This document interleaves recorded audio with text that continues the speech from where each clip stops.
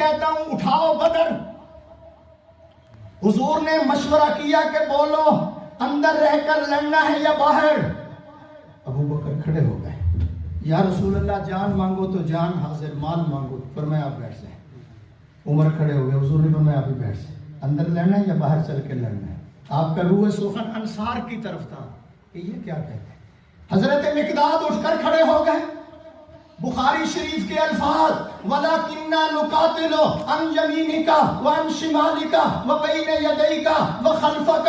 محبوب تیرے آگے بھی لڑیں گے، تیرے پیچھے بھی لڑیں گے، دائیں بھی لڑیں گے، بائیں بھی لڑیں گے. آج دشمن سے ایسی لڑائی کر کے دکھائیں گے محمد تیرا کلیجہ ٹھنڈا ہو جائے گا. بلند آواز سے کہیں تعال اللہ، تعال اللہ. یہ شیوا ہی نہیں ہے، ہم باوفاؤں کا پیا ہے ہم نے دودھ غیرت والی ماؤں کا. نبی کا حکم ہو پھاند جائیں ہم سمندر میں، جہاں کو محو کر دیں نعرہ اللہ اکبر سے.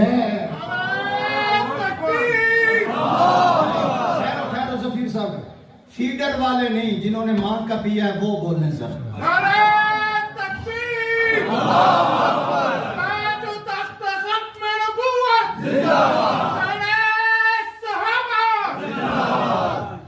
جو ہے پھر میں کہتا ہوں علماء کی موجودگی میں، حافظ عدیل صاحب کی موجودگی میں، واللہ باللہ تاللہ میں کروڑ مرتبہ قسم اٹھا کر کہتا ہوں عباسی صاحب، آدم سے لے کر عیسیٰ تک کسی نبی کو ایسے وفادار ساتھی نہیں ملے جیسے اللہ نے محمد کو عطا کیا ہے.